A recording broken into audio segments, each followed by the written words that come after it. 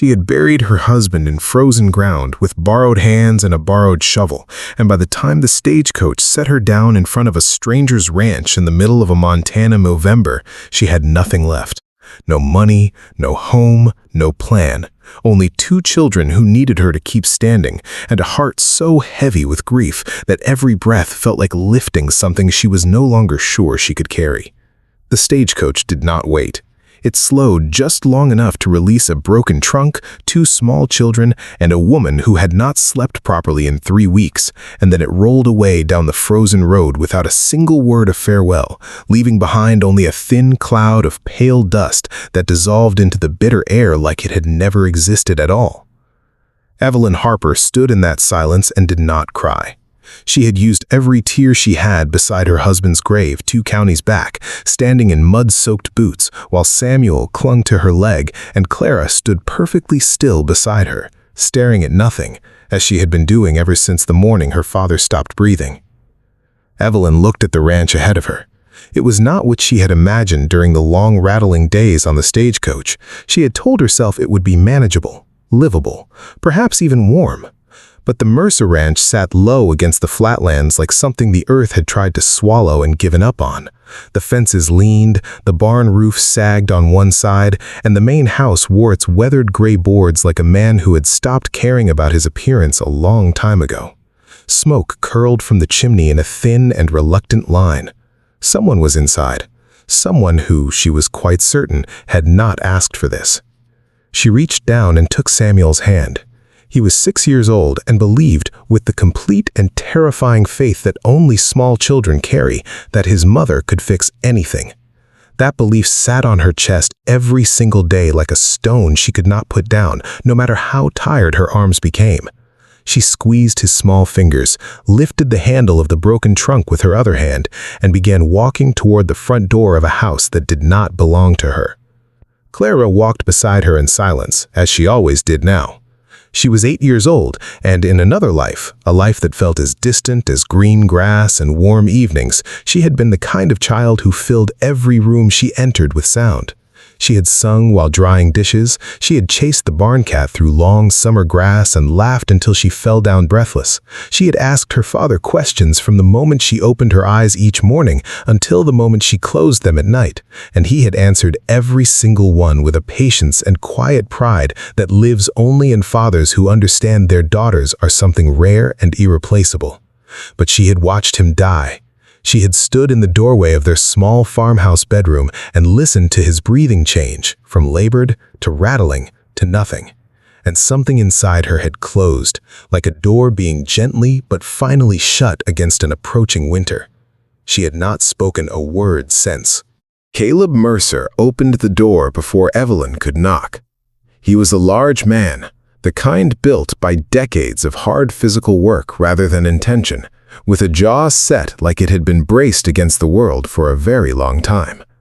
His dark eyes moved from Evelyn to the children and back again, with the quiet efficiency of a man who had learned to assess difficult situations quickly and without sentiment. He said nothing at first. He simply looked at her the way men who have lived alone too long sometimes look at unexpected things. Not with cruelty, but with a deep and honest uncertainty about what comes next. "You're Margaret's cousin," he said at last. It was not a question. It was a man trying to locate the edges of an obligation he had never agreed to carry. "Her husband's cousin," Evelyn replied quietly. "She wrote to you." She did. His eyes moved to the children one more time. Samuel was watching him with wide, careful eyes. Clara was looking somewhere past his shoulder, out into the empty frozen plains behind the house, as though she could see something none of the rest of them could. Caleb stepped back from the doorway, not warmly, but with the reluctant decency of a man who could not bring himself to turn children away from a door in a Montana winter. Inside, the ranch house was exactly as cold as it appeared from the outside, not in temperature, for the stove was working, but in feeling. The floors were bare and uneven. The furniture was plain and purely functional. 3 ranch hands sat at the long table eating supper in silence, and they looked up when Evelyn entered with the particular expression of men whose carefully ordered world has just been interrupted without their consent. Eli Boone had a scar running from his left ear to the corner of his mouth, and he watched her with flat, open distrust. Wabe Turner glanced at her once and returned to his food, flexing the hand missing 2 fingers as though the cold was aggravating the old wound. Only Noah Bell, 16 years old and still carrying the unfinished softness of a boy not yet fully hardened by ranch life, offered anything close to acknowledgement, a brief and awkward nod that he immediately seemed embarrassed by. Caleb showed Evelyn and the children to a small back room with 2 narrow cots and a single wool blanket that smelled of cedar and old winters. He did not apologize for its plainness.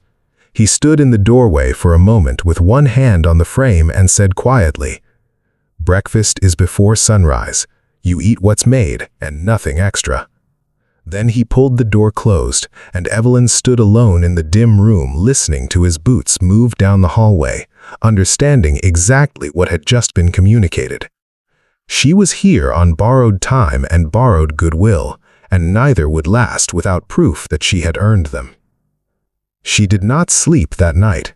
She lay on the edge of the cot beside Samuel, listening to the wind push against the walls of the house, and she thought about her husband, about the way he used to reach for her hand without thinking, the way he smelled of wood smoke and leather, the way he had looked at her on the morning they realized the debt was too great and the harvest too small, with an apology in his eyes that broke her heart more than any argument ever could have. She thought about what he would say if he could see her now, in this strange, cold house, surrounded by suspicious strangers, with their daughter locked inside a silence that no one seemed to know how to reach. She thought he would tell her to be strong. She thought he would tell her the children needed her. And then she thought that being strong was the loneliest thing in the world when there was no one left to be strong for you. The next morning, she was at the stove before the first gray light touched the windows. She found flour, salt pork, and dried beans, and she made biscuits and a thick pan gravy that filled the kitchen with a warmth that had nothing to do with the fire. When the ranch hands came in from their early chores, stomping frost from their boots, they stopped in the doorway for a moment, surprised by the smell, surprised by the table already set, surprised by a woman who had clearly not needed to be asked twice. Eli Boone sat down without a word and ate 3 biscuits without looking at her. Wade Turner ate with his scarred hand flat on the table and said nothing. But Noah Bell, after his second helping, looked up at Evelyn with something unguarded in his young face and said simply, "That was real good, ma'am." It was the smallest thing, but in that house, on that morning, it felt like the first green shoot pushing through frozen ground. Evelyn established her rhythm quietly and without announcement. Every morning before sunrise, she lit the stove, cooked breakfast, hauled water from the well with hands that cracked and bled in the cold, and then spent the daylight hours finding every small broken thing in that house and making it whole again. She repaired torn work gloves with careful, even stitches. She replaced loose buttons on coats that had been missing them for months. She found the abandoned garden behind the ranch house, a rectangle of dead, neglected soil surrounded by a sagging fence, and she began clearing it, working the frozen earth with a rusted spade she found in the barn, her breath coming in white clouds, her shoulders aching, her mind focused on the single stubborn belief that things that looked dead were not always beyond saving.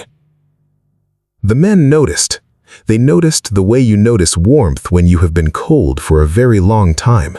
Slowly, almost suspiciously, as though you are waiting for it to be taken away. Caleb noticed most of all. He watched her from across the yard, from the barn doorway, from the head of the supper table, with an expression that was not quite admiration and not quite confusion, but something caught quietly between the two. He had expected a woman who needed rescuing. He had not expected a woman who showed up to work before he did. Clara moved through all of it like a small ghost. She helped her mother without being asked, carrying water, holding thread, placing bowls on the table with careful precision. She watched everything with those large, still eyes that seemed to take in far more than they revealed. Samuel followed Evelyn like a shadow, chattering constantly, asking the names of things, picking up stones and pieces of wood and bringing them to his mother as though offering proof that the world still contained interesting things. Evelyn answered every question he asked. She laughed at the things he said, and sometimes, when she thought no one was watching, she pressed her face briefly into his hair and closed her eyes and simply held on. Late summer arrived with a deceptive warmth, and then, without warning, the fever came. It started with Noah. He came in from the evening chores looking gray, his eyes glassy and distant, and by the time supper was finished, he could barely sit upright on the bench. By midnight, he was burning so hot that the wool blanket over him felt like it was touching a stove. Eli stood over the boy's cot with his arms crossed and his jaw tight, and even in the dim lamplight, Evelyn could see the fear working behind his eyes. The fear of men who know exactly how fast fever takes young people on the frontier, where the nearest doctor was half a day's ride on good roads, and these were not good roads. Evelyn did not panic. She had watched her mother work as a frontier midwife through fevers and difficult births and the particular desperation of families with no one else to call, and she had absorbed that knowledge the way children absorb everything, quietly, completely, without knowing how much she was learning until the moment she needed it. She sent Samuel to sleep with Clara, rolled up her sleeves, and went to work. She brewed willow bark tea and forced it between Noah's cracked lips in careful spoonfuls. She soaked cloth in cold river water and laid it across his forehead and the back of his neck, replacing it every 20 minutes through the night. She spoke to him quietly when he became delirious and reached for people who were not in the room, calling him back to the present with a calm, steady voice, the way you call a frightened animal back from the edge of something dangerous. Clara stayed beside her the entire night without being asked. She wrung out the cloths, she refilled the basin with cold water. She sat at the foot of Noah's cot in the lamplight with her hands folded in her lap, watching her mother work with an expression of such focused, quiet devotion that more than once Evelyn had to look away to keep herself composed. When dawn came and Noah's fever finally broke, when his breathing steadied and the terrible color left his face, and he opened his eyes and looked at the ceiling with the bewildered expression of someone who has just returned from a very long and frightening distance, Eli Boone, who had not left the doorway the entire night, turned away and pressed his forearm against the wall and stood there with his shoulders shaking for a long moment before he straightened himself and walked back to the bunkhouse without a word. After that, something changed in the house. It was not traumatic. There were no speeches, no declarations, but Eli Boone began leaving extra firewood outside the back door without being asked. Wade Turner started fixing the garden fence on a Sunday afternoon, working steadily and alone, never mentioning it to anyone. Noah, once he had recovered enough to be on his feet, began appearing in the kitchen doorway in the evenings and sitting with Samuel at the table, helping the boy practice his letters with the patient, slightly awkward generosity of a young man who had not yet learned how to express gratitude in words, and so expressed it in presence instead. The ranch hands had stopped seeing Evelyn as an intrusion. Slowly, without anyone deciding it, they had begun to see her as something else entirely. Winter came early that year, and it came without mercy. The first storm arrived in October, weeks before anyone was prepared, and it did not leave. Snow buried the range in heavy, relentless layers. The cattle drifted in the blizzard, and several were lost before the men could bring the rest in close. The roads became impassable, the temperature dropped to places that made the air itself feel hostile, and the wind that came across the Montana flatlands carried with it a cold so complete and so indifferent that it pressed against the walls of the ranch house like something that wanted in. Caleb and the men worked from before dawn until after dark every day, coming inside only to eat and sleep, their faces cracked and raw, their fingers so stiff they could barely hold a spoon. Inside, Evelyn managed the impossible mathematics of survival. She stretched the food supplies with a precision born of desperation. Thin soups made from bone scraps and melted snow, biscuits made with less flour each time, portions that grew smaller as the weeks passed, while she made sure the children's bowls were always the fullest. She secretly gave portions of her own food to Samuel when he was still hungry, telling him she wasn't feeling well and wasn't very hungry herself, and she said it with such a steady, ordinary voice that he believed her completely. Clara, who missed nothing, would look at her mother across the table with eyes that understood everything, and Evelyn would meet her daughter's gaze and give a small, quiet shake of her head, and Clara would look down at her bowl without a word. One night, deep in the worst of it, with the wind screaming outside and the fire reduced to a sullen glow because the furniture they had already burned was running out and the wood pile was dangerously low, Evelyn found Caleb sitting alone at the kitchen table long after everyone else had gone to sleep. He was not doing anything.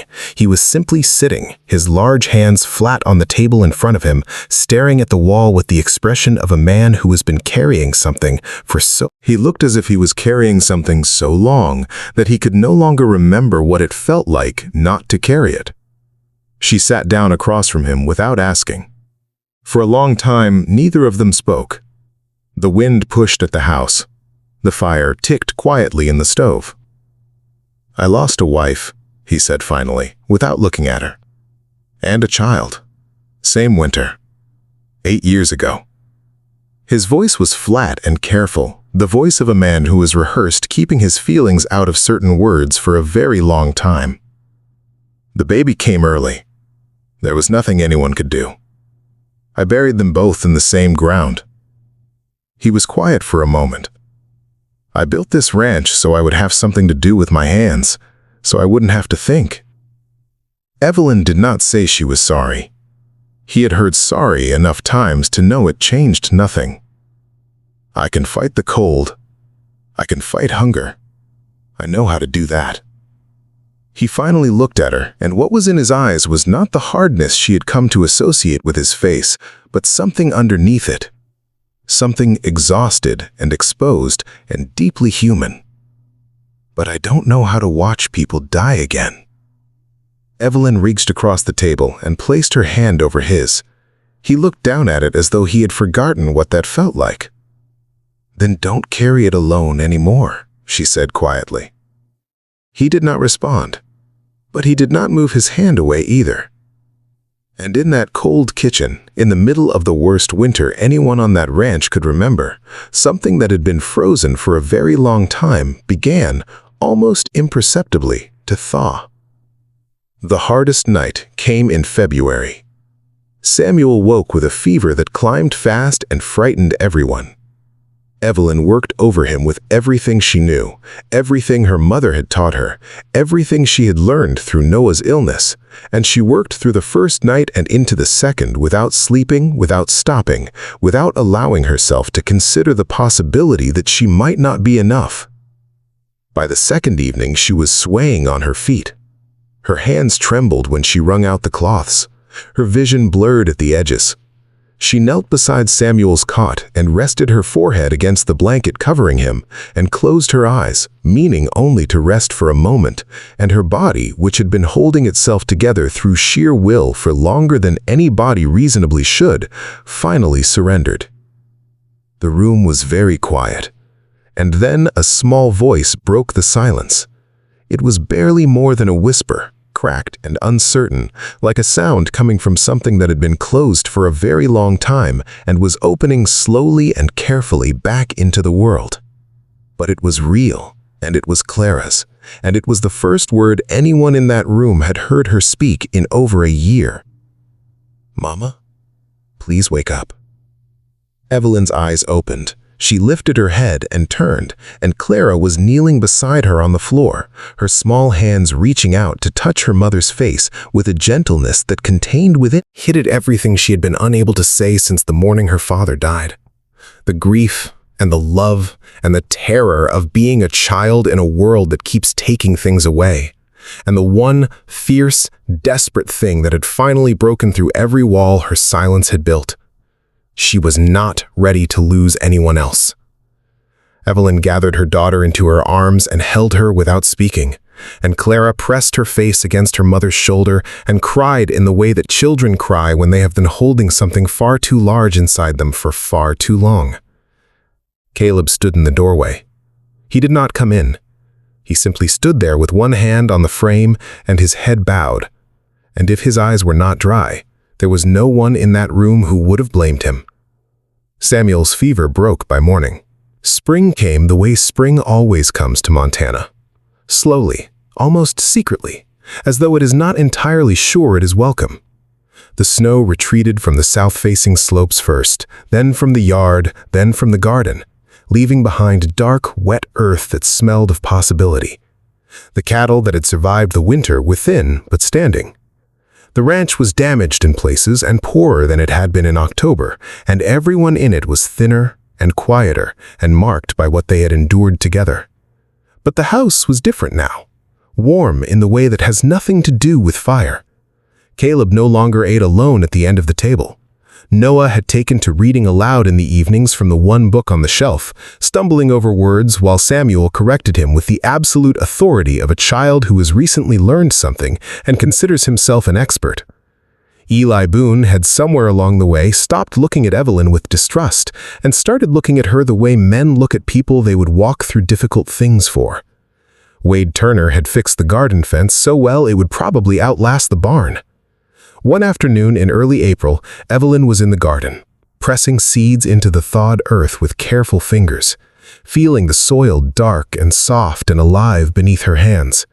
She heard footsteps and looked up, and Caleb was there, lowering himself to kneel beside her in the mud without a word, picking up a handful of seeds and pressing them in alongside hers. They worked in silence for a while, the way people work together when they have already said the things that matter and everything else can wait.